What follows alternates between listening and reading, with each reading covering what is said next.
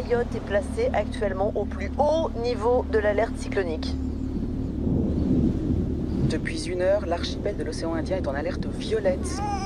L'œil du cyclone Chido doit passer sur le nord de la Grande Terre entre 9h et 13h. Les vents pourront dépasser les 180 km/h dans la journée. J'étais chez moi. La pluie commençait à devenir fort, le vent qui commençait à souffler. On commençait à avoir peur. L'étoile, ça s'est enlevé.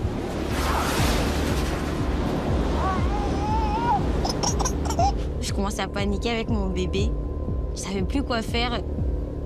Si je meurs, qui va garder mon enfant? Il sera avec qui?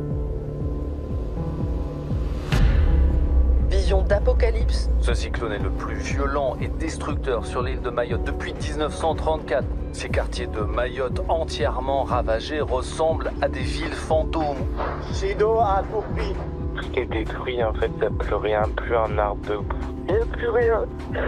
Il n'y a plus rien du tout.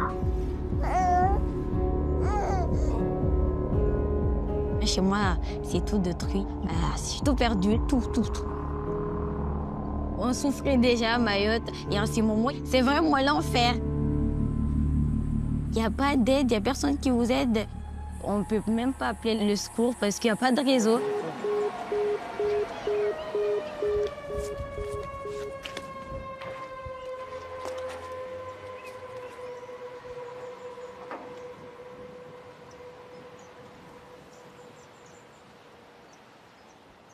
C'est tout rasé comme si ils ont envoyé une bombe pour tout raser, quoi. «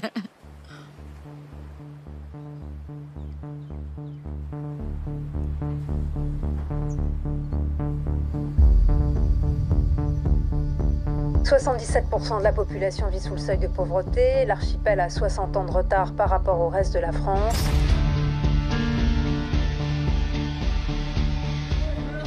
Après la pire sécheresse depuis près de 30 ans, l'île fait face à une nouvelle crise de l'eau.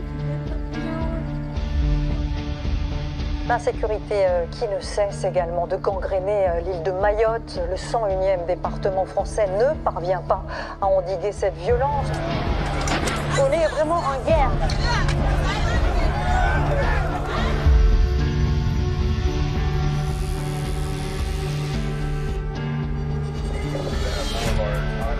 Situation extrêmement tendue ce soir. Une embarcation de fortune, un Kwassa, a coulé dans les eaux de Mayotte. Que reste-t-il de Mayotte après le cyclone du siècle? Le bilan est toujours d'au moins 39 morts et plus de 5600 blessés. Le cyclone Chido est le révélateur d'un sous-développement chronique qui fait souffrir les Mahoraises et Mahorais et fait honte à la République. Si c'était pas la France, pour vous dire, vous seriez 10 000 fois plus dans la mer. Et il n'y a pas un endroit de l'océan Indien où on aide autant les gens.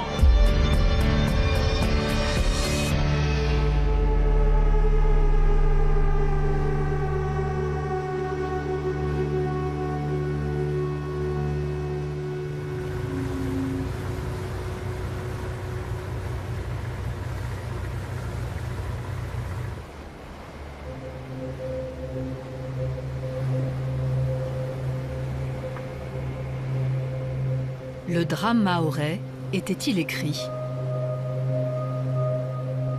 Plus qu'une simple catastrophe naturelle, Chido a révélé les fractures d'un territoire exsangue. Le département le plus pauvre de France est en proie à une crise économique, démographique et migratoire qui prend racine dans son histoire post-coloniale.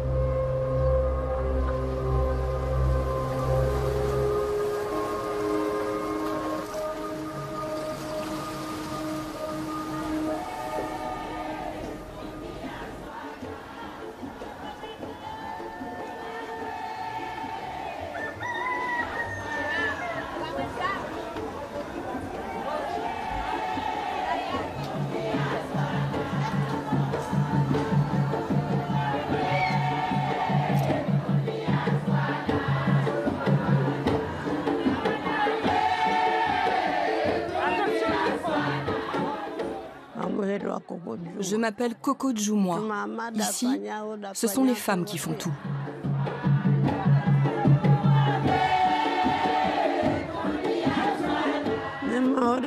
Mayotte m'a élevée. Mayotte nous a tout donné.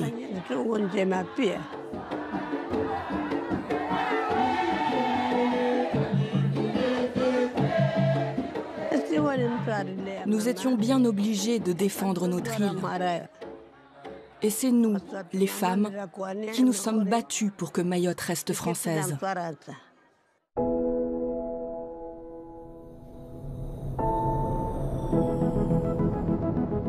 Les Comores, 4 points sur la carte du monde dans le canal de Mozambique.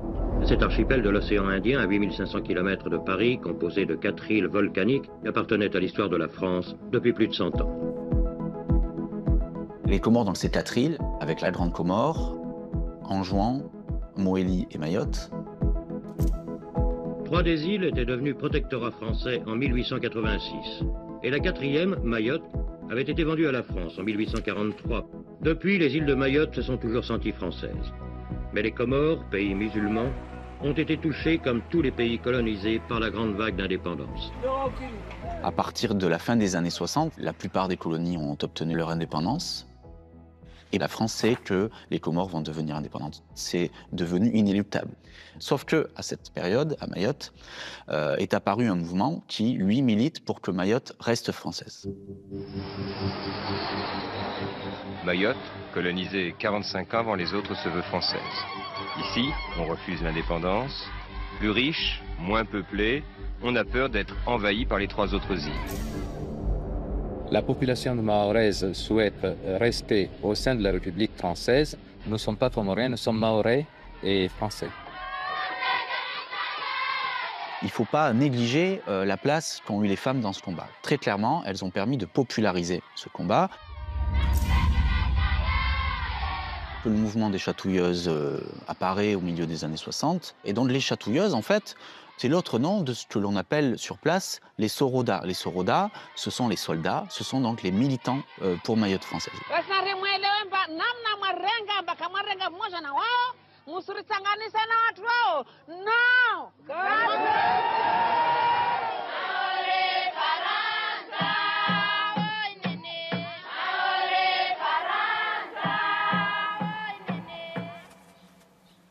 Elles étaient partisanes de la non-violence.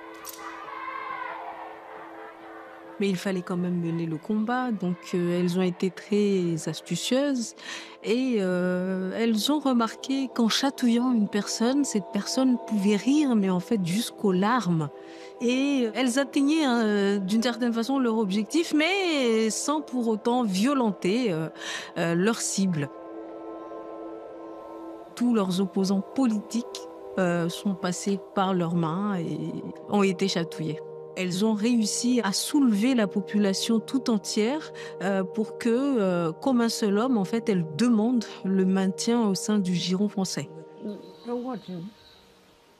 Ça va bien? Coco, tu te laissais pas faire quand t'étais plus jeune? Bien sûr que non, je ne me laissais pas faire. Je faisais comme ça avec mes mains. Ils avaient tous peur de moi.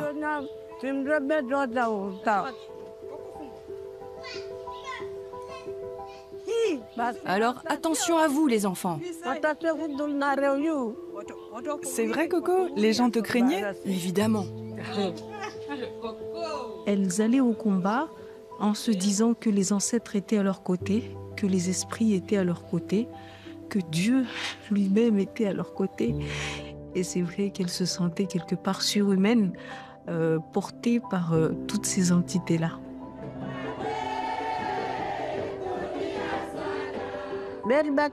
On voulait rester français, car la France nous avait fait du bien. On ne voulait être avec personne d'autre. C'était le seul pays qu'on connaissait depuis tout petit.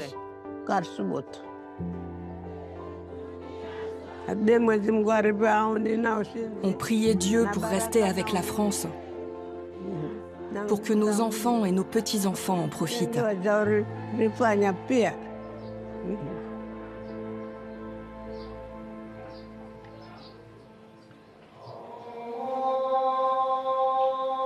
Il faut savoir que Mayotte, c'est une terre musulmane, mais c'est un islam qui laisse aux femmes une liberté incroyable, un épanouissement fantastique. Donc elles comprennent très bien que si jamais les indépendantistes arrivent à leur fin, elles seront considérablement perdantes.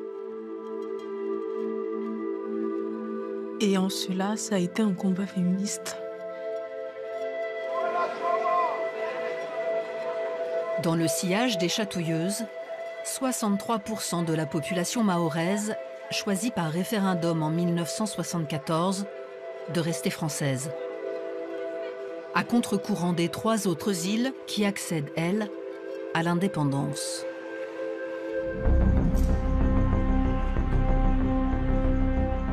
Monsieur le député, je proclame l'indépendance des Comores sans frontières coloniales, à savoir Mayotte, Anjouan, Wallis et Grande Comore.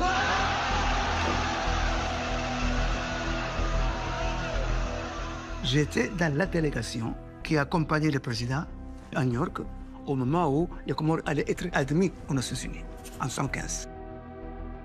Quand le président des Comores a pris la parole, il fallait voir le cœur des délégués qui allaient les féliciter. C'était vraiment formidable. Tout le monde soutenait les Comores. Mais Giscard d'Estaing a dit, bon, voilà, je reconnais l'indépendance des 3 îles, mais Mayotte est à moi. Oui. Il faut rappeler qu'on est encore dans la période de la guerre froide, et il y a 2 enjeux qui se posent pour la France dans cette région-là. Le premier, c'est d'abord de ne pas la laisser aux ennemis ou aux adversaires. Ceux qui veulent garder Mayotte française disent « Attention, si on part de l'archipel des Comores, c'est la Chine qui va arriver ». Puis il y a le deuxième enjeu qui consiste à contrôler cette zone. Le canal du Mozambique est un canal qui est très important parce qu'il est fréquenté par de nombreux navires et notamment par les pétroliers. À l'époque, 60% du pétrole consommé par la France transite par le canal du Mozambique. Donc, d'un point de vue stratégique, c'est très important d'être là.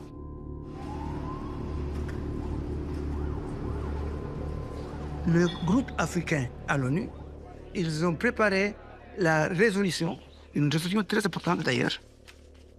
Il faut que... La première résolution, c'est la résolution 31/4 du 21 octobre 1976. Cette résolution condamne l'occupation illégale de la France. Elle les a considérés comme nus et non affines. Donc pour l'ONU, Mayotte est comorienne. Cette résolution a été votée à l'unanimité, sauf une voix, la France. Aux Nations Unies, on a réaffirmé la souveraineté des Comores sur Mayotte par 122 voix contre 1, celle de la France, et 21 abstentions. Chaque année, pendant 20 ans, l'Assemblée générale de l'ONU condamnera la France pour l'occupation illégale de Mayotte. Il m'est difficile, pas comme moi, mais tout le monde, de penser et croire qu'une puissance européenne peut avoir des possessions à l'extérieur. Ça, vraiment, en 20e siècle, on ne peut pas croire. On ne peut pas croire. Non, donc, pour tous les Comoriens, Mayotte est comorienne et elle ne restera jamais.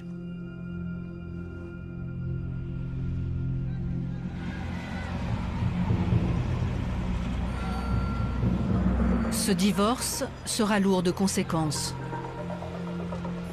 Française à tout prix, Mayotte se retrouve isolée. Les Comoriens, eux, continueront de se sentir chez eux, partout dans l'archipel.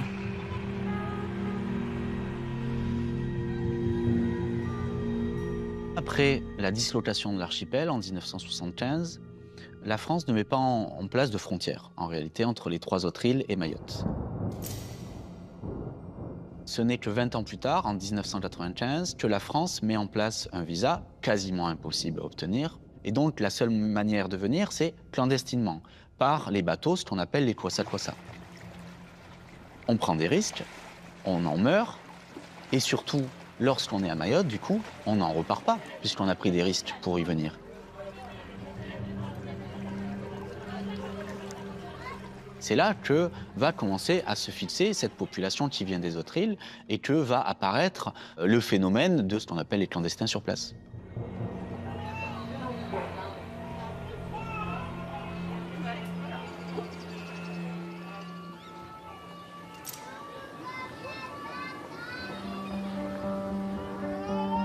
30 ans plus tard, à Mayotte, un habitant sur 2 est un étranger, principalement d'origine comorienne. Près de 200 000 personnes vivraient clandestinement dans ces quartiers informels, de plus en plus denses. Je passe mon temps à me cacher. Je ne devrais pas vivre comme ça. J'ai peur d'être arrêtée par la police. La police, c'est comme l'ange de la mort. Tu ne sais jamais quand elle viendra te prendre. Mère de 6 enfants nés à Mayotte, Sandia Rakib vit en situation irrégulière. Ses parents étaient comoriens, elle est née ici et pourtant elle ne parvient pas à obtenir ses papiers. Il y a 6 mois, Sandia est interpellée. Je sortais de chez moi et j'ai pris un taxi. On est allé jusqu'au quartier du Manguier. Et là, les passagers ont été contrôlés. Quand mon tour est arrivé, je leur ai donné les papiers de mes enfants. Ils m'ont dit que comme je n'avais pas mes enfants avec moi, ils étaient obligés de m'envoyer au centre de rétention.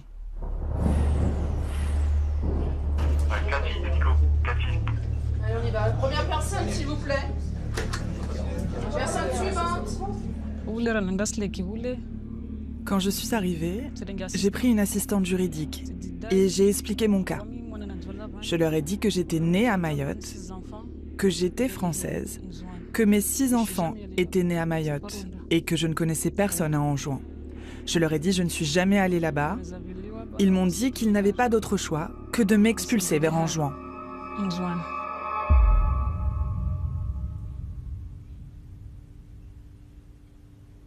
Chaque année, l'État expulse entre 22 000 et 25 000 personnes depuis quelques années. C'est considérable. Pour donner un ordre d'idée, si l'on prend les chiffres pour la France hexagonale, ce sont moins de 5 000 personnes qui sont expulsées chaque année. La loi n'est pas respectée par l'État. On expulse des personnes dans l'heure qui suit leur arrestation, alors que normalement, elles doivent avoir un délai pour déposer un recours. On expulse des personnes qui sont en règle, mais qui n'ont pas pu présenter leurs papiers. Parfois même, on expulse des Français ou des Françaises.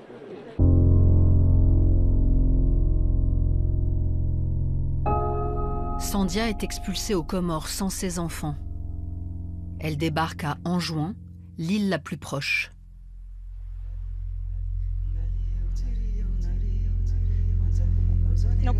Je pleurais tous les jours, à chaque fois que je pensais à la traversée que je devais faire pour retourner chez moi à Mayotte où je suis née. Et si je mourais durant la traversée, qui allait s'occuper de mes enfants?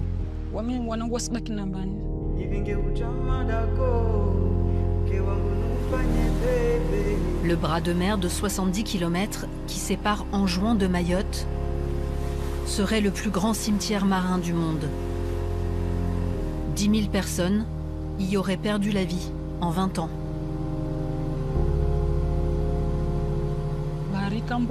La mer était vraiment mauvaise. On était tous trempés. Le bateau s'envolait.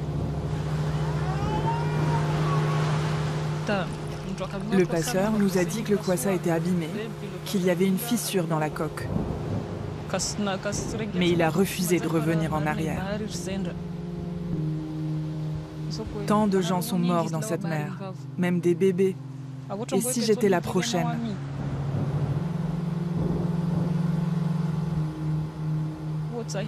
Je ne parlais plus. J'avais la tête baissée. J'avais peur. Je suis restée comme ça jusqu'à ce qu'on arrive à 6 h du matin à Mayotte.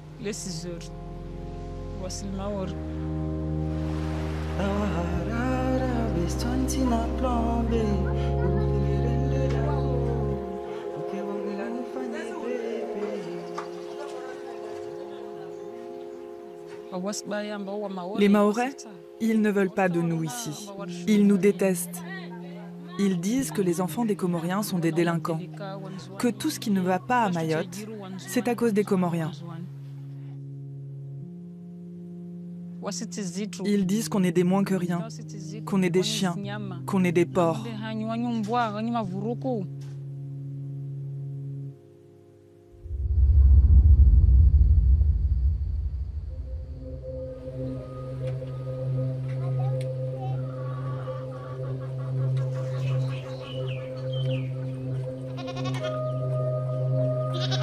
Mayotte est en train de mourir. Nous sommes en train de disparaître chez nous. On n'est pas nombreux. Et ceux qui arrivent sont beaucoup plus nombreux que nous.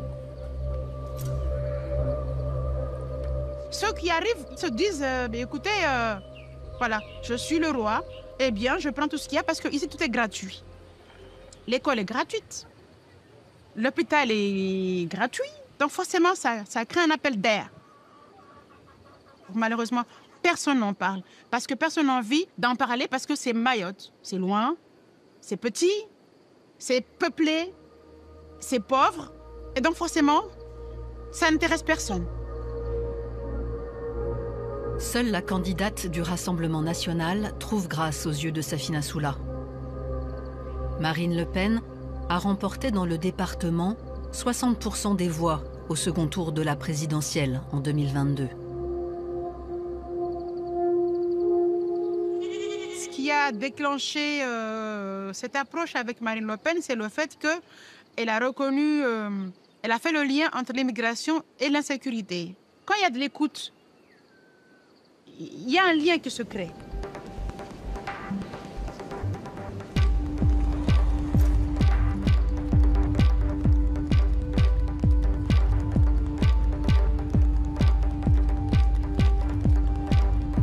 On doit faire comprendre à l'État qu'il se passe quelque chose à Mayotte. On a besoin d'être entendu. On doit crier, on doit pleurer, mais on ne doit surtout pas nous taire.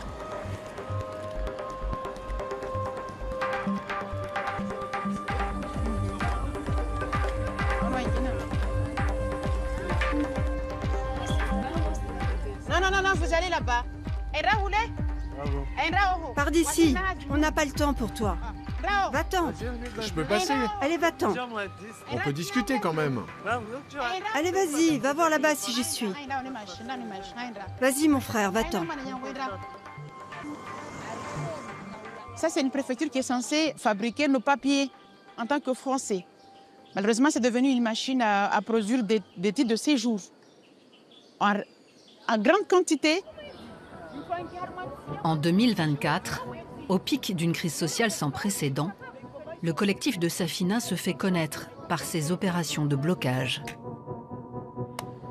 Gérald Darmanin, alors ministre de l'Intérieur, s'engage à supprimer le droit du sol dans l'archipel. Il ne sera plus possible de devenir français si on n'est pas soi-même enfant de parents français. Et nous couperons ainsi littéralement l'attractivité qu'il peut y avoir dans l'archipel mahorais.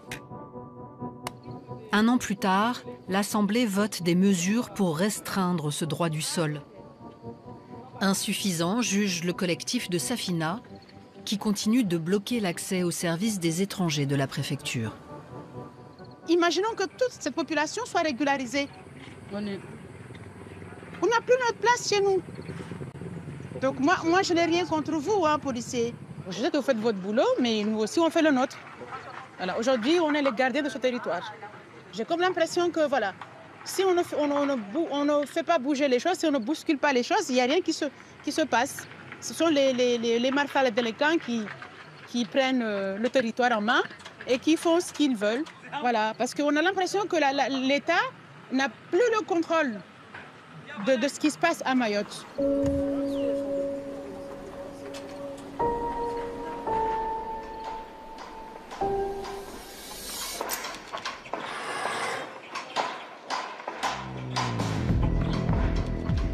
Depuis 2 ans, pour répondre à la colère des collectifs mahorais, l'État lance à intervalles réguliers de vastes opérations dites de décasage.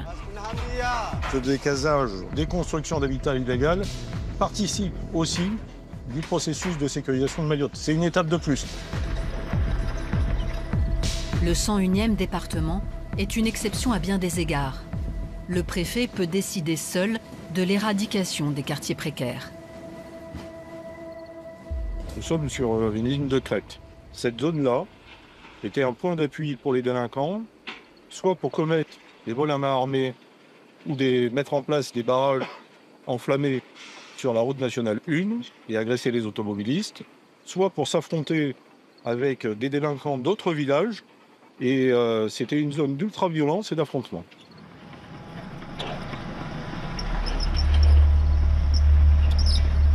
Les bidonvilles représentent près de 40% de l'habitat de l'île.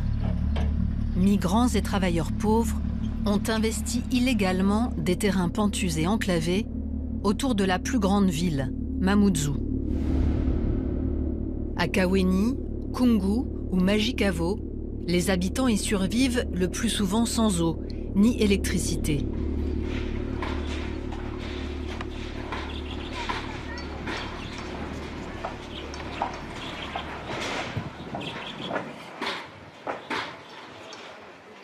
À chaque fois que je vois les numéros, on est marqués comme des esclaves. Et ça me fait repenser à un truc que j'ai pas vécu, mais qui est toujours dans notre tête en tant que noir.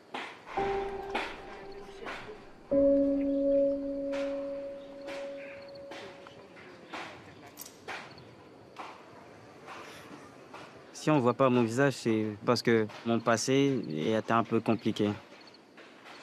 J'ai un passé vraiment, vraiment lourd. Sans papier, Mohamed et sa famille habitent ici depuis plus de 10 ans. Dans mon quartier, il y avait plein d'espoir, plein de jeunes qui avaient plein de rêves et plein d'avenir à offrir à leur maman. Et le décasage, c'est enlever la vie d'une personne, l'espoir.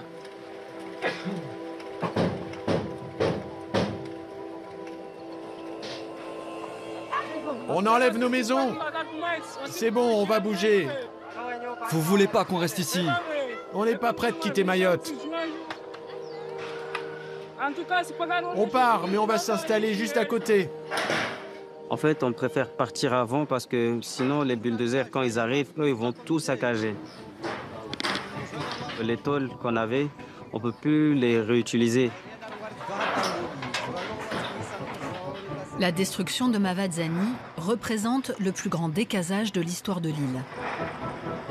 Près de 5000 personnes doivent être délogées. Ils disent qu'ils ont trouvé des logements pour tout le monde, mais ce n'est pas vraiment ce que nous, on voit.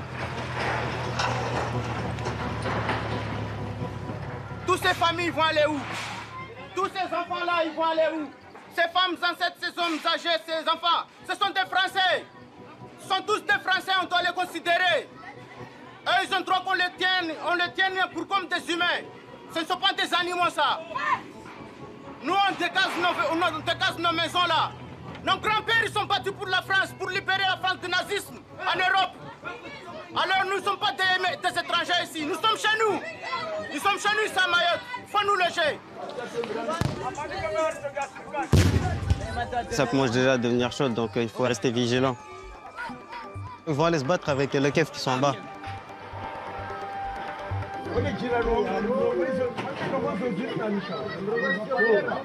Et quitter vraiment les gaz parce qu'on a des gamins de 8 mois. Moi, j'étais à l'intérieur en train de démonter, mais c'est les gaz qui m'ont fait sortir. Je vous assure, il y a des gamins, vous pouvez les voir. On essaie de limiter au maximum. Mais vraiment, c'est... Et après, de votre côté à vous, il faut essayer d'éviter de caillasser, en fait. Et quand vous n'étiez pas là, on était en train de démonter. Il n'y avait pas de problème. Il n'y avait aucun souci.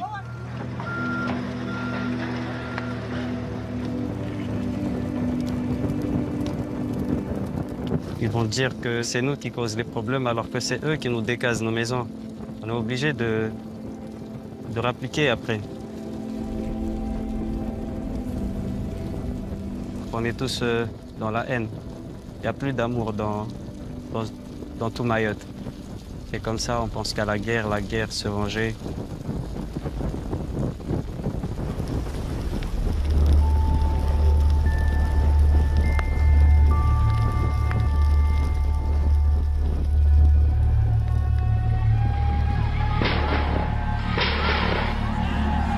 Les violences sont montées d'un cran.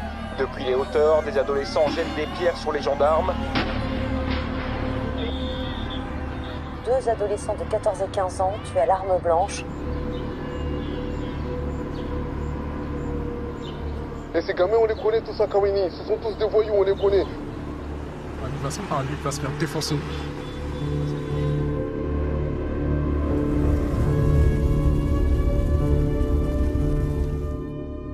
Les jeunes gens à Mayotte font tous le même rêve. Ils font tous le même cauchemar d'une personne cagoulée ou pas, mais en général cagoulée, avec une grande machette qui les poursuit jusque dans la forêt, etc., etc. Tous les jeunes de Mayotte font ce rêve-là. Une île entière qui fait le même rêve, c'est une île qui est entièrement traumatisée. Expert auprès des tribunaux, Élie Le Tourneur travaille avec des mineurs isolés. Il étudie l'engrenage de la violence dans un territoire où la moyenne d'âge est de 23 ans.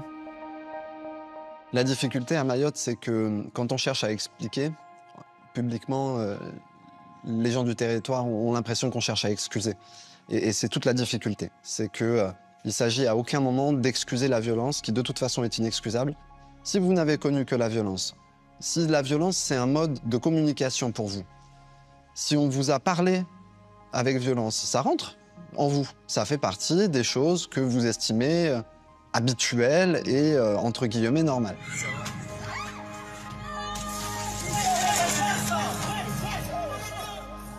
Puis il y a aussi, à mon avis, des questions de l'ordre de l'estime de soi, quand on est un peu oublié de la société, un peu exclu. J'ai que ma fierté à défendre et je vais la défendre jusqu'au bout, parce que j'ai que ça à défendre. J'ai pas des biens à défendre, j'ai pas une place sociale à défendre. Tout ça, ça n'existe pas.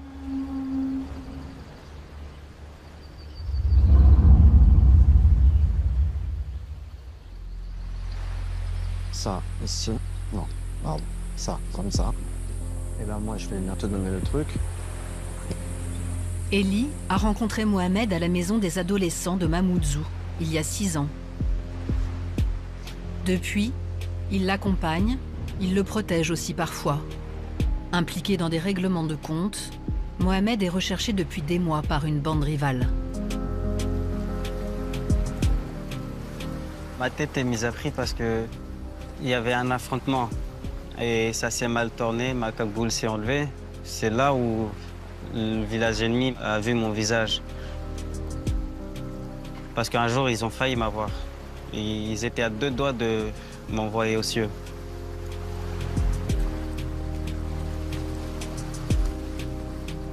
J'aimerais pas trop dire ça, mais ici, c'est soit t'es violent, soit t'es pas en vie, en fait. Si t'es pas violent, tu te fais baiser par quelqu'un dehors. Et c'est obligeant de tomber dans la violence. En mouvement, là, saute-ci, vas-y. Ramène plus vite tes poings vers toi, là. C'est quand j'ai rencontré Élie, j'ai commencé à parler avec lui. Tout a changé. C'est quand j'ai vu qu'il aimait aussi la boxe, le truc que je préférais bien, que j'ai commencé à vraiment partager des trucs avec lui. Voilà. Allez, c'est dur, ça. Voilà, c'est ça, c'est ça, c'est ça. C'est parfait, exactement. Voilà, c'est ça. C'est ça. Ça doit aller vite, un crochet. Je sais pas pourquoi, mais je sens plus rien. Pas la tristesse, pas la douleur, rien. J'ai aucune émotion. J'ai l'impression d'être vide. Vas-y, mets un peu plus de puissance sur les bras, là. Vas-y. C'est un truc vraiment, vraiment difficile à en sortir de la violence et de la délinquance en même temps. C'est vraiment, vraiment dur parce que c'est pas en cliquant les doigts juste que ça va partir direct, non. Tu dois être vraiment fluide. Parce qu'à tout moment, il faut que tu puisses t'écarter, avancer, mettre sur l'arrière, mettre sur l'avant, etc. Voilà, il faut que ce soit fluide. Voilà, vas-y.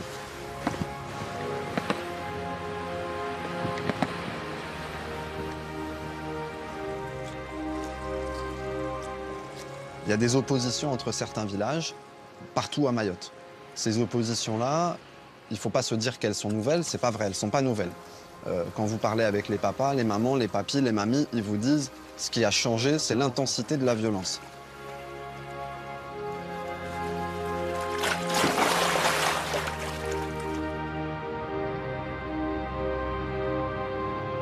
Parmi ces villages, Kaweni est devenu le plus grand bidonville de Mayotte.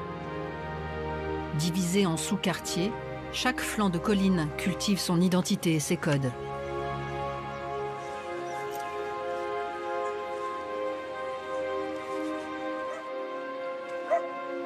Brésil est un ghetto, quelques rues, une zone de non-droit, dans laquelle on ne rentre pas sans l'accord de son chef, le gérant.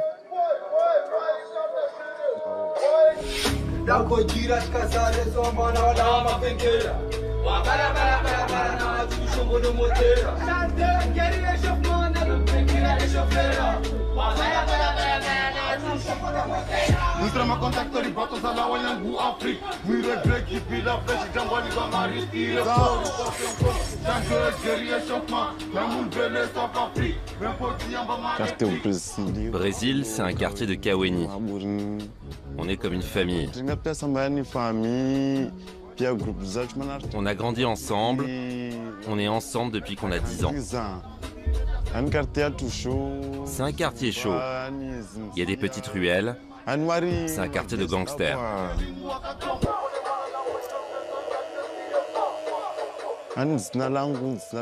Je m'appelle Ryan, mais on m'appelle le gérant. J'ai 19 ans. Les gens pensent que je suis méchant, mais je jure devant Dieu que c'est pas vrai. Mais faut pas me faire chier. Si tu me fais chier, ça va pas le faire.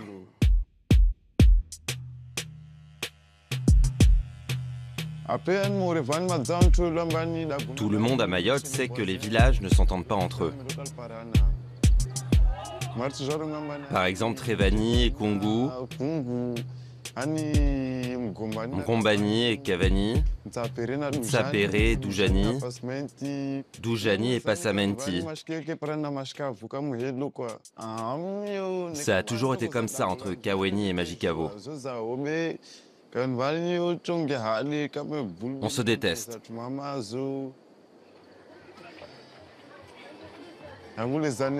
Je sais pas comment ça se passe ailleurs, mais nous, ça a commencé à cause d'une histoire de foot avec nos anciens.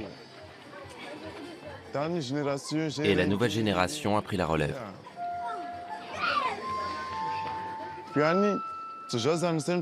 Tout peut partir en vrille très vite à cause d'une histoire de chien volé ou quelqu'un qui a été frappé. Alors une bande va sortir un clip pour nous clasher et on riposte avec un clash.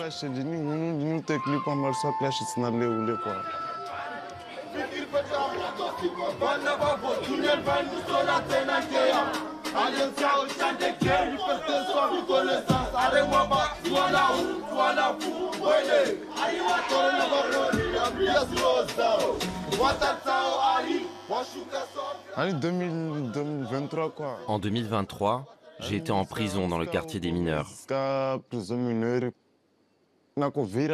J'y suis allé parce que je me suis battu. Je passais sur la route vers le stade de foot du lycée Bamana.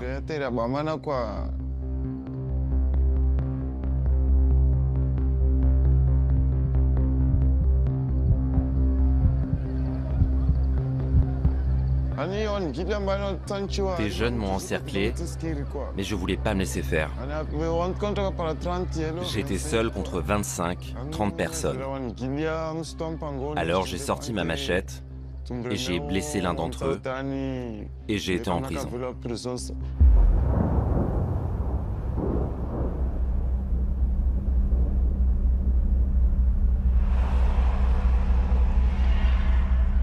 Parfois, la violence descend des hauteurs des bidonvilles vers la Nationale 1, la seule route de l'île.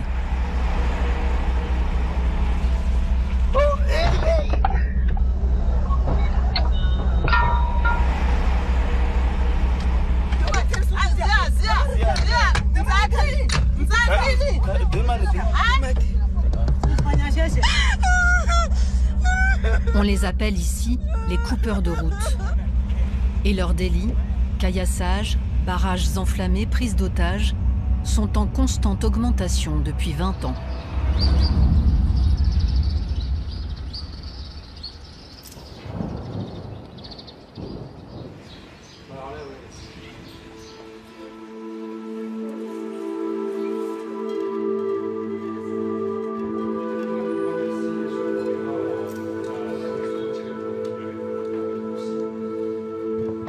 généralement, les Mahorais, passé 17h, 18h, à la tombée de la nuit, évitent de circuler sur le territoire. Parce qu'ils craignent des agressions sur les routes, des barrages, qui sont très fréquents. C'est quasiment toutes les nuits qu'il y a des points de fixation, des jeunes qui mettent un arbre, qui mettent des poubelles sur la route, qui bloquent les automobilistes et qui vont les dépouiller. Spécificité locale, l'arme, ça peut être une pierre, ça peut être des armes blanches, souvent des machettes. Ces affaires d'automobilistes ou de cars scolaires attaqués congestionnent une justice au bord de l'asphyxie. Vous étiez là avec la machette dans la main? Je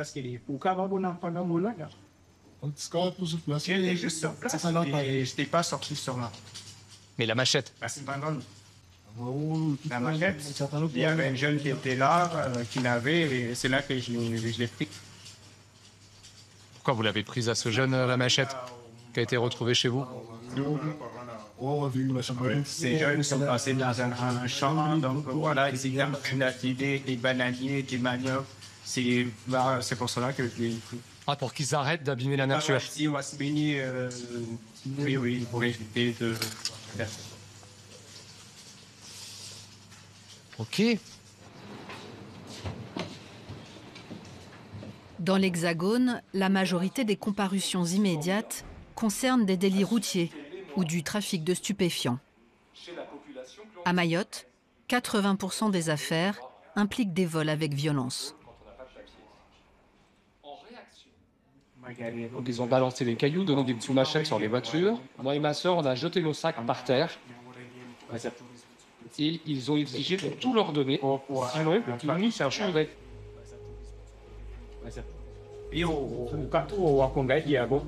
J'ai rien volé, j'ai rien fait, moi je n'avais pas de machette. On est tout à fait courageux, hein, quand on est 25, avec des cagoules, des machettes, avec des gens qui sont terrifiés au volant. Par contre, on est beaucoup moins quand on vient à la barre d'un tribunal correctionnel. Là, le courage, il a totalement disparu. Voilà, là, c'est juste crapuleux pour leur prendre les portables, tout ce que vous pouvez trouver, l'argent, les sacs à main, les cartes d'identité. Je vous demande de les condamner tous les trois, à 4 ans d'emprisonnement, d'assortir cette peine d'emprisonnement ferme à un maintien en détention. Je vous demande également la peine complémentaire d'interdiction du territoire français pendant 3 ans.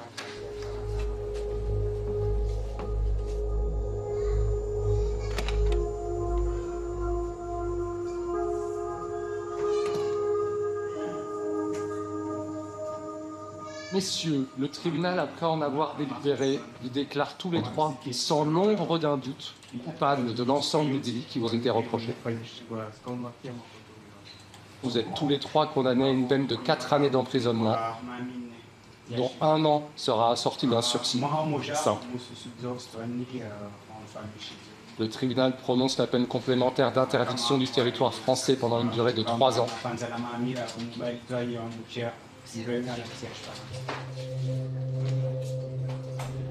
Après avoir purgé leur peine, les condamnés seront expulsés vers les Comores.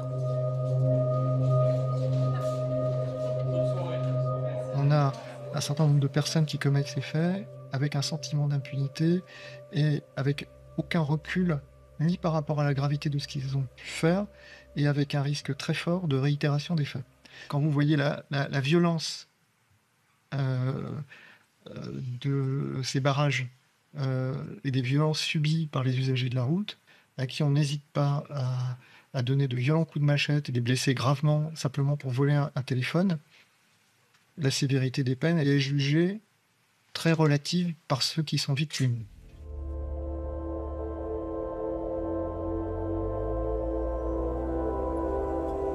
Doul Dou China est instituteur à Sada, cité dortoir à l'ouest de Mamoudzou.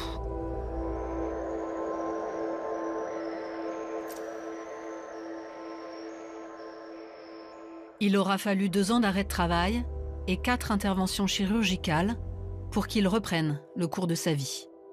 Ce jour-là, je suis parti à 5h30 pour aller au boulot. Je venais chercher Un pote ici, d'ailleurs, qui habite juste à côté, là. Comme il y a beaucoup d'embouteillages, on doit partir très tôt ici, sinon on arrive en retard.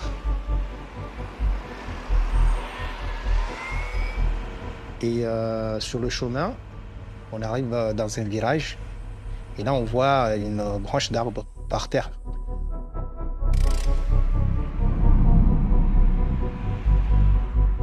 Et là, on n'a même pas eu le temps de réagir. Il y a eu une pluie de cailloux.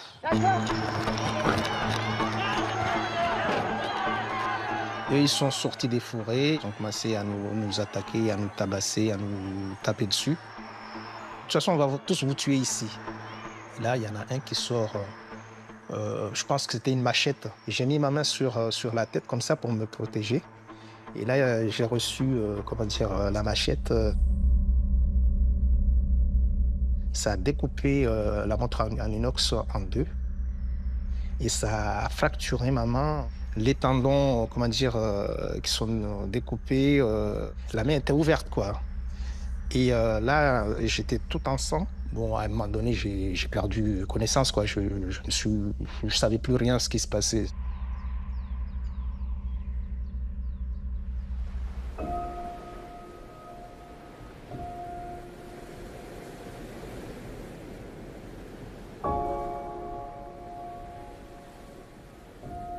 Et là, j'arrive même plus à trouver mes mots. Tellement, ça évoque des souvenirs douloureux. Ma main, elle est plus normale quand on la voit, elle est déformée. Et je peux même pas, les muscles extenseurs n'existent plus parce qu'ils ont été coupés. Un jour, j'arrive comme ça et je me dis au psy, j'ai envie de meurtre. Et puis, des fois, le soir, comme ça, je prenais la voiture, je partais. Et ça, personne ne le savait. Je le cachais à tout le monde. Je tournais. Je tournais. Je me disais, c'est une grosse bagnole, si je tombe sur eux, ils ne vont pas résister, donc je peux rentrer dedans.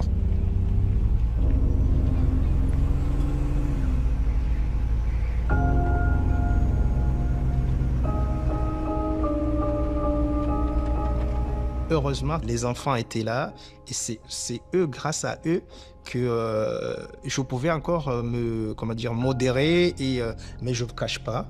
J'avais envie de faire l'imbécile, quoi. Les agresseurs de Doul ont attaqué une trentaine d'autres automobilistes. Leur mobile, se venger à cause d'un décasage en cours. Lors du procès, j'ai trouvé que les agresseurs étaient mieux lotis que nous, les victimes. Tous les agresseurs avaient un avocat. Nous, personne n'avait d'avocat. Et à l'époque, là, je me suis senti vraiment abandonné de tous.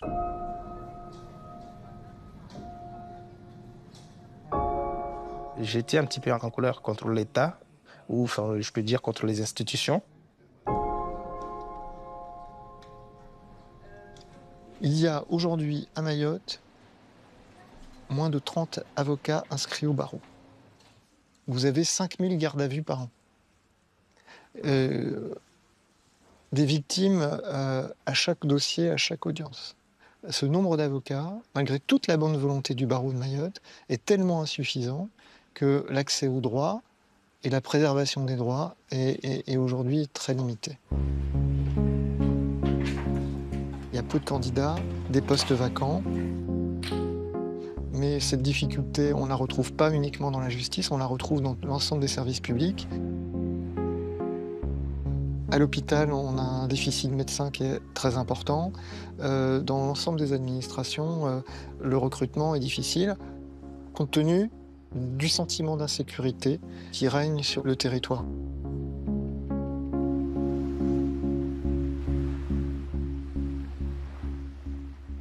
Beaucoup de hauts fonctionnaires se posent cette question, qu'est-ce qu'on fait à Mayotte?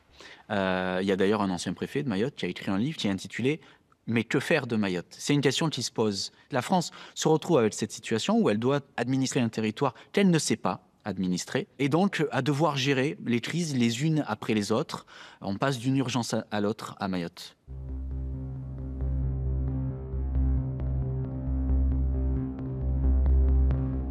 Chacun se renvoie la responsabilité. L'État estime que ce sont les collectivités locales et les élus locaux qui sont soit incompétents, soit corrompus.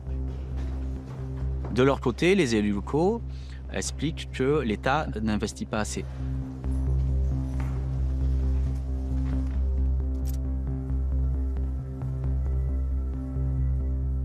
J'ai le rapport de la Cour des comptes. Pour vous donner juste une appréciation chiffrée, en 2020, les dépenses de l'État à Mayotte, c'était 1,4 milliard d'euros à peu près. Et ce sont des dépenses qui ont augmenté de 90% en 8 ans. A priori, ce n'est pas une question de moyens financiers.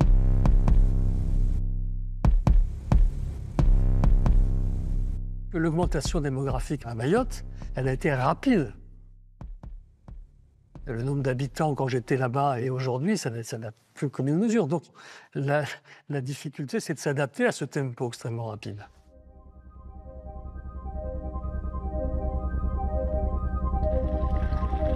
Dans son dernier rapport, la Cour des comptes alerte sur les retards dans les grands travaux nécessaires au développement de l'île.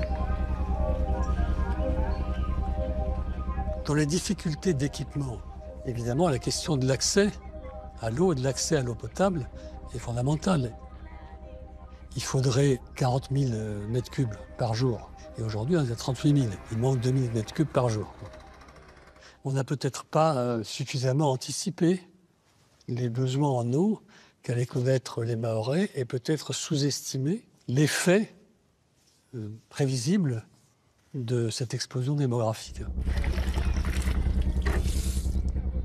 Le problème de l'eau, là pour le coup on est dans une forme de sous-investissement parce qu'on le sait depuis 20 ans qu'il y a un problème au niveau des réseaux d'eau, que les tuyaux sont percés, pour dire simplement les choses, et qu'on ne les répare pas parce que l'argent qui devrait servir à les réparer sert à autre chose. À Mayotte, le volume des fuites d'eau représente près de 40% de pertes. À l'inaction des autorités s'ajoutent les sécheresses dues au changement climatique. Sur l'île de l'océan Indien, les coupures d'eau s'intensifient. À compter du lundi 4 septembre, le département passe à 48 heures de coupure toutes les 24 heures, soit des coupures 2 jours sur 3.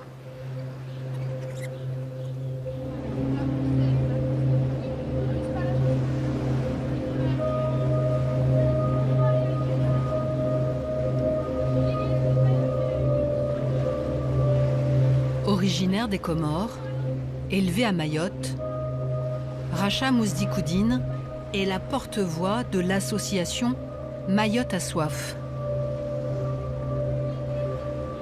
Il y a 2 ans, elle saisit la justice contre l'État.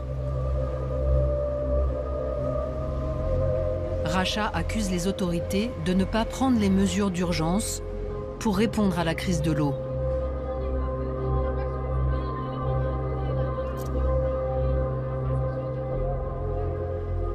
Moi, je suis fière d'être française, mais en tant que Français, on n'est pas tous logés à la même enseigne, on n'est pas traités du tout de la même façon. On me parle des millions d'investissements, on me fait rêver dans les rayons. Ça fait depuis 1980, on nous chante toujours la même chanson. Il n'y a pas d'eau. Est-ce que c'est acceptable dans un pays démocratique ?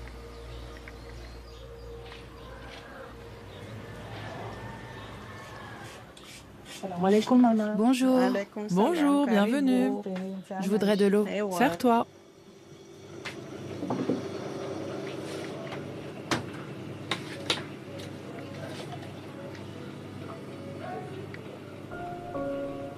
Il y a des personnes qui vont avoir l'eau plutôt le lundi, d'autres plutôt le mardi, d'autres plutôt le matin, plutôt l'après-midi.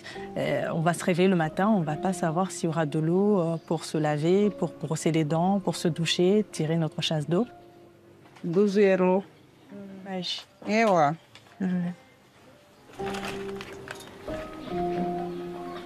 Si on achète vraiment l'eau en bouteille pour tous nos besoins, par mois, par famille, ça revient à 1 000 € d'eau potable. On l'appelait ça l'heure bleue, c'est devenu l'heure bleue.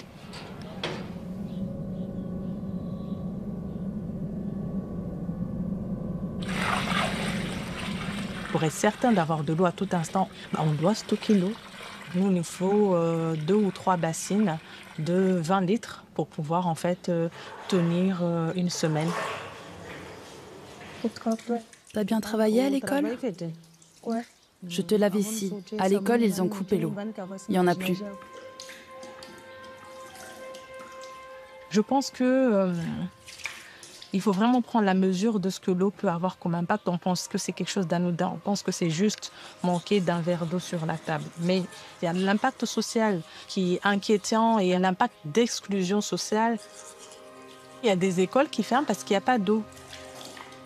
Des enfants qui ne peuvent pas vivre normalement parce qu'il n'y a pas d'eau, ce sont des futurs chômeurs. Je suis désolée de le dire comme ça. Des futurs enfants qui vont constituer encore le tissu économique de la pauvreté, ce qui n'est pas acceptable pour moi en tant que femme, en tant que maman. Ce n'est pas entendable.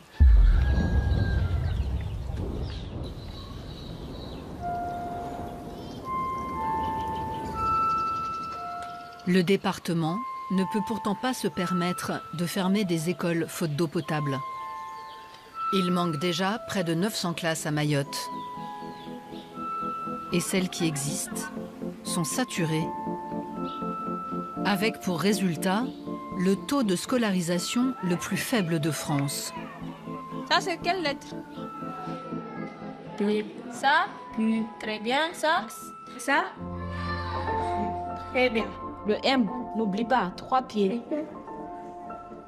Oui, ils sont 3. Vas-y, fais le S. Hein? Il y a quoi? Zaki. À Mayotte, il y a 15 000 enfants qui ne sont pas scolarisés selon les chiffres de défenseurs de droits en 2023. Vu qu'il y a manque de place, ils font la rotation. C'est-à-dire un groupe vient le matin jusqu'à midi et un autre groupe vient l'après-midi jusqu'à 17h45. C'est qui? La boîte. Et la boîte, elle fait quoi? À Laouia et la poignée d'éducateurs de l'association Le Village d'Eva prennent en charge ceux qui n'ont pas pu trouver d'école, faute de place ou faute de papier. On les suit, on les accompagne en faisant les bases de l'école, c'est-à-dire français et maths. Il nous arrive qu'un enfant vienne le matin, il nous demande un truc à manger ou à grignoter parce qu'il n'a pas mangé. Du coup, il y a un moment donné aussi, on a eu des malaises. Les malaises ou les maux de tête, on peut se rendre compte de cette manière-là. Saïd, tu m'écris jeudi, s'il te plaît. Ça sera jeudi, pas vendredi. Je m'appelle Saïd. J'ai 6 ans. Tu fais la courbe. Je viens ici parce que je n'ai pas de vraie école.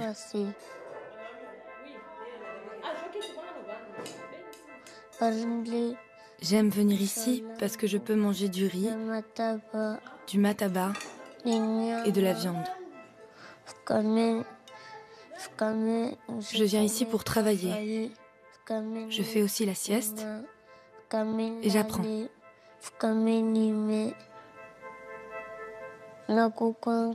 J'habite avec ma grand-mère et mon grand-père parce que ma mère n'est pas là, elle est loin. Elle me manque. J'ai envie d'être avec ma famille et je voudrais aussi aller dans une vraie école.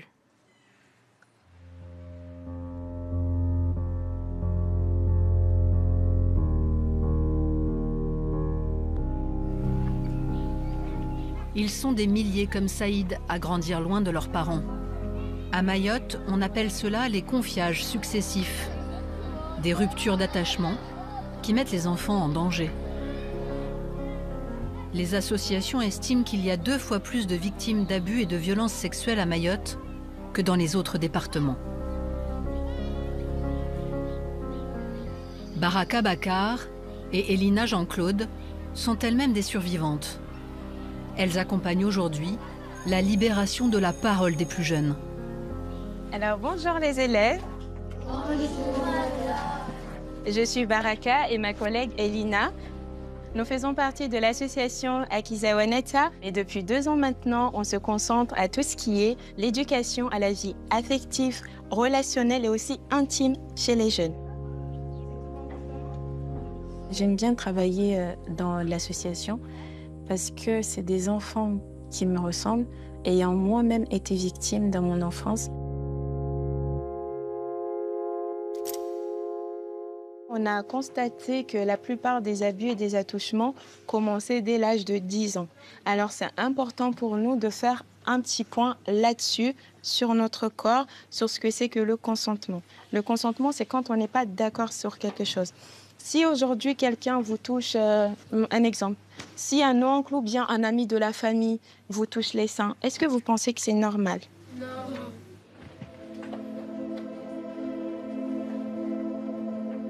La plupart des enfants qui m'ont parlé, c'est des enfants qui vivent dans une famille qui n'est pas trop, comment dire ça, cadrée. Souvent, les parents, ils sont expulsés parce qu'ils sont en situation irrégulière. Ils laissent les enfants avec un voisin, une amie, une tante, sauf que la personne qui est là ne prend pas bien soin de l'enfant. Ils vivent tous dans des bangars, des maisons en tôle. Là, on a plusieurs personnes qui vivent dans ces endroits-là. Donc, on ne peut pas contrôler les allées et venues des personnes qui rentrent.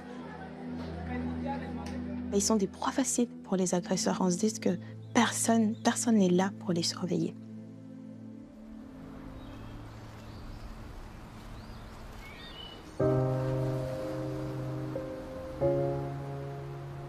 Je m'appelle Elina, j'ai 21 ans. Avec Baraka, on travaille tous les jours ensemble. Des fois même, si j'ai des petits problèmes, j'ai envie d'en parler, je parle avec elle et tout le temps à l'écoute. Je suis quelqu'un de très souriante, mais je cache, comment dire? Je cherche les mots. Je cache mon traumatisme à l'intérieur de moi, comme si je suis là, mais je suis morte à l'intérieur.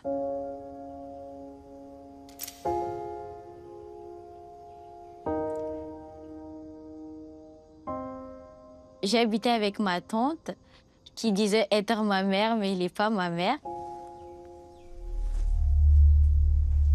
Au début, quand je dormais par terre avec mon oncle, il me caressait, il me touchait les seins. Au début, je pensais que c'était normal.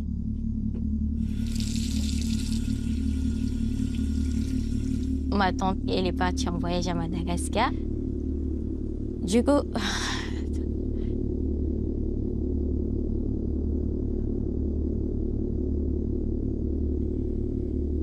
c'est là qu'elle m'avait violée, j'avais 5 ans.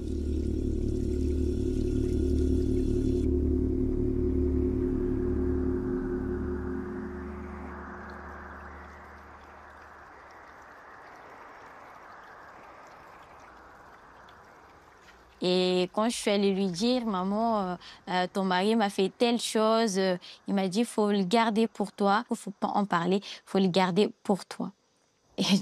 Et du coup, je ne l'ai pas gardé pour moi parce que moi, j'ai trouvé que ce n'était pas normal du tout. Il faut briser ce silence. Je suis fière de moi, j'ai parlé.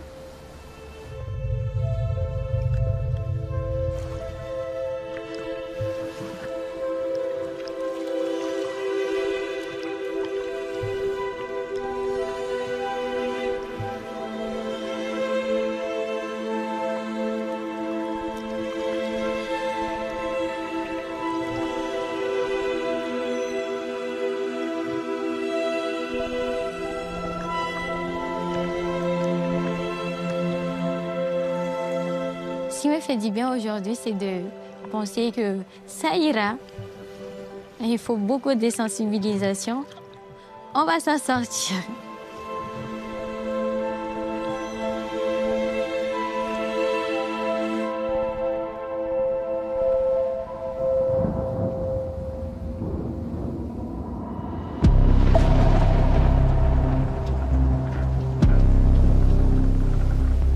cyclone qui risque de nous tomber dessus est encore plus intense que ce que Mayotte a connu jusque-là.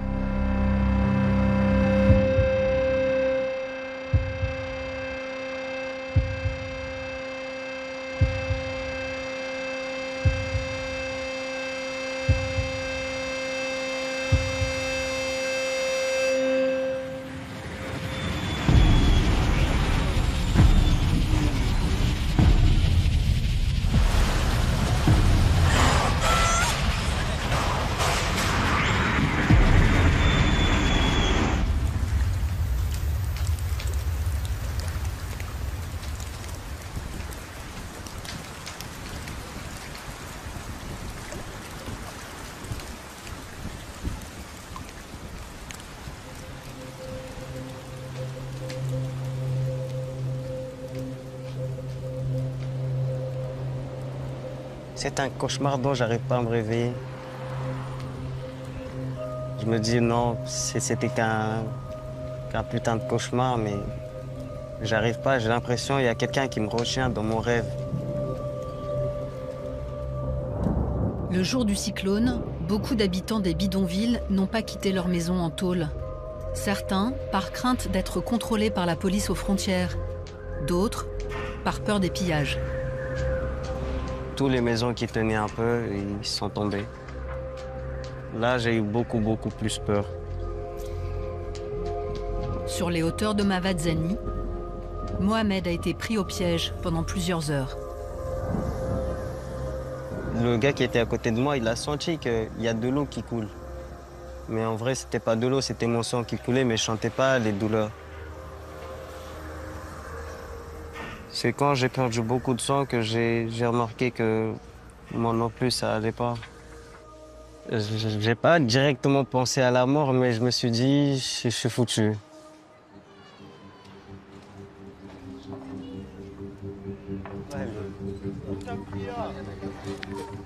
Dès que je suis sorti, le truc qui m'est venu en tête, c'est ce putain de cimetière. Que le bordel partout. Voir tous ces enfants en train de chercher leurs jouets. On dirait qu'il y avait une guerre. Tout le monde doit revenir à zéro. Déjà que de base on était à zéro, c'est encore moins zéro, je dirais. Ça a fait un massacre.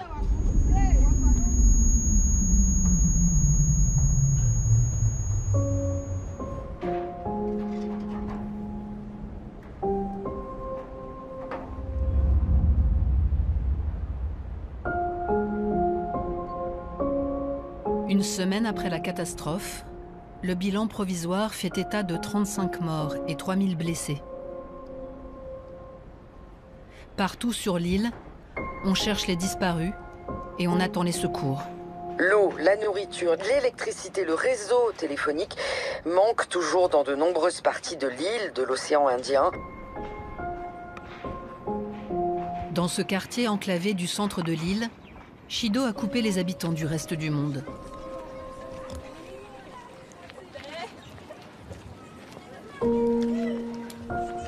La petite association d'Elina et de Baraka est la première à se rendre au chevet des familles.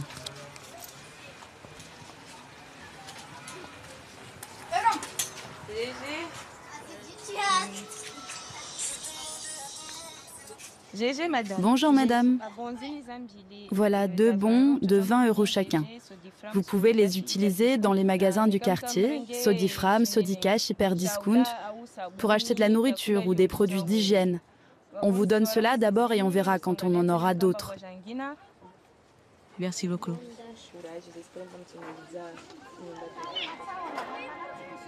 La famille que j'ai reçue hier, il n'y a aucune aide qu'ils ont trouvée.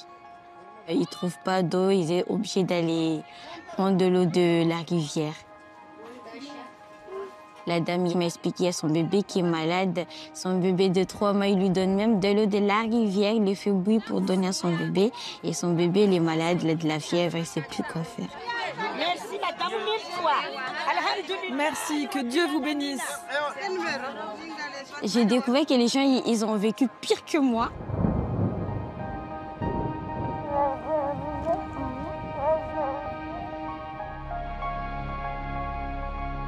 Pendant mon enfance, j'ai pas trouvé quelqu'un pour m'aider. Au moins, ça me fait du bien d'aider les autres. Ça me fait du bien.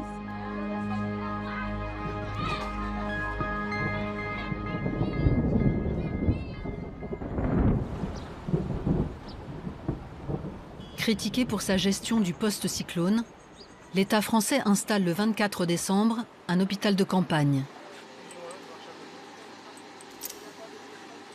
Plus de 200 patients y trouvent refuge chaque jour au cœur du chaos.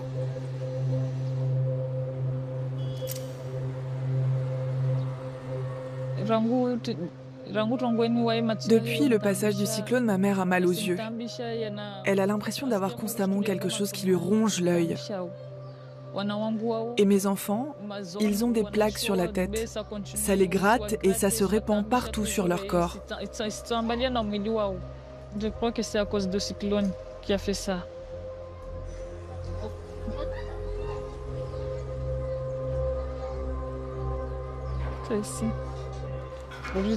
Tout le monde a été blessé. Mais Dieu nous a épargnés et nous a laissés en vie, donc on doit se battre pour y arriver. On va refaire nos vies petit à petit.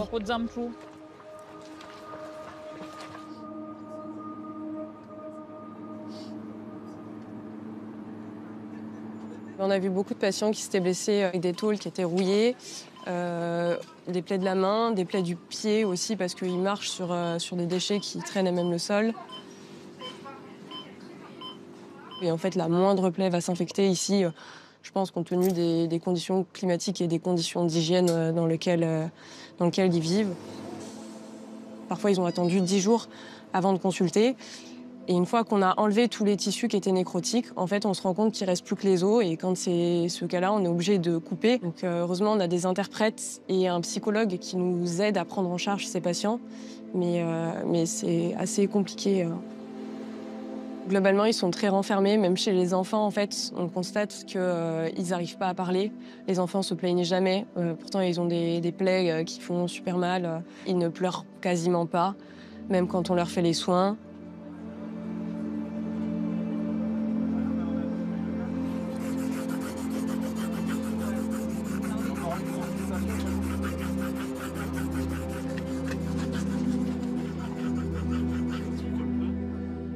On les soigne, mais on les aidera pas à reconstruire leur maison.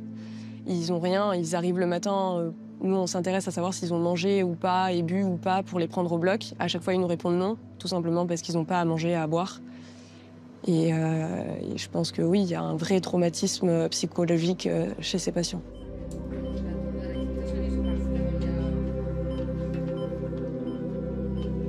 Un traumatisme auquel s'ajoute au fil des jours la colère et un sentiment d'abandon.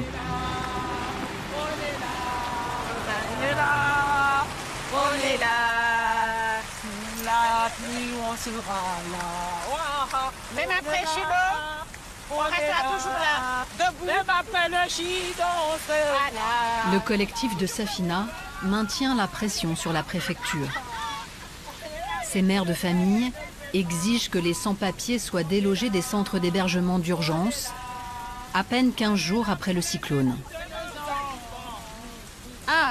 On va déloger ces fichus africains du lycée. On va dire au préfet qu'il a 24 heures pour les mettre dehors. Le lycée, le lycée, le lycée, le lycée, Bamana, préfet, libérez le lycée, Bamana, préfet, libérez le lycée, Bamana. On vous prie de libérer le lycée, parce que c'est un lycée pour nos enfants. On a envie que nos enfants reprennent le chemin de l'école, parce que si ils ne vont pas à l'école, ils vont se livrer à la violence dans les rues de Mayotte. Ce n'est pas un hôtel, ce n'est pas un lieu d'hébergement. C'était censé être là provisoirement, le temps que le cyclone Chido passe. D'accord? C'est un hébergement d'urgence. Libérez le lycée Bamana. Préfet, libérez le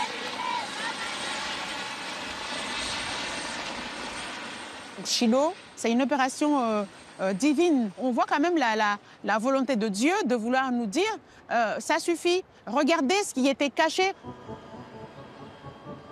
On ne peut pas vivre ensemble. Je suis désolée, on ne peut pas vivre ensemble puisqu'on n'est pas pareil. Et il n'y a pas assez d'espace pour tout le monde. Parce que tout simplement, on est envahi par des gens qui nous détestent, qui veulent notre mort. Donc on est vraiment en guerre, on est en lutte depuis des années. Et là, cette fois-ci, je pense qu'avec Chilo, on a besoin de l'État pour reconstruire. Mais on a aussi besoin de l'État parce que si jamais l'État ne devient pas l'arbitre pour pouvoir renvoyer des gens chez eux, peut-être qu'il va y avoir une guerre civile.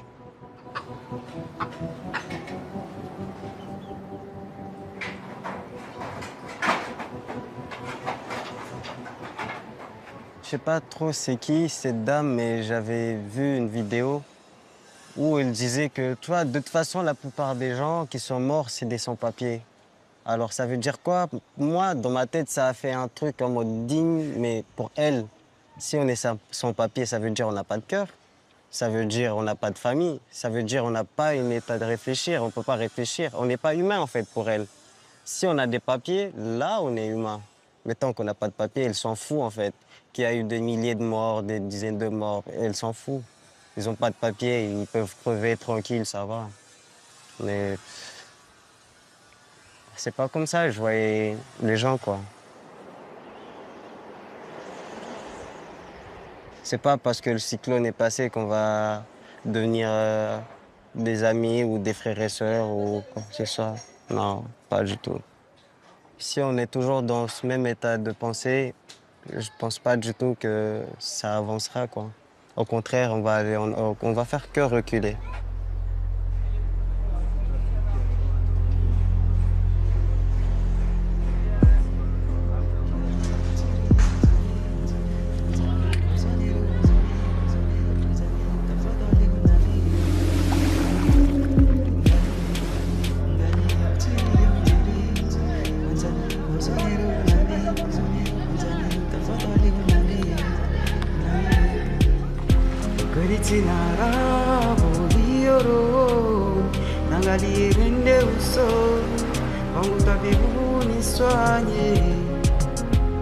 Lawa harara be chanti na plambe ivinge ujama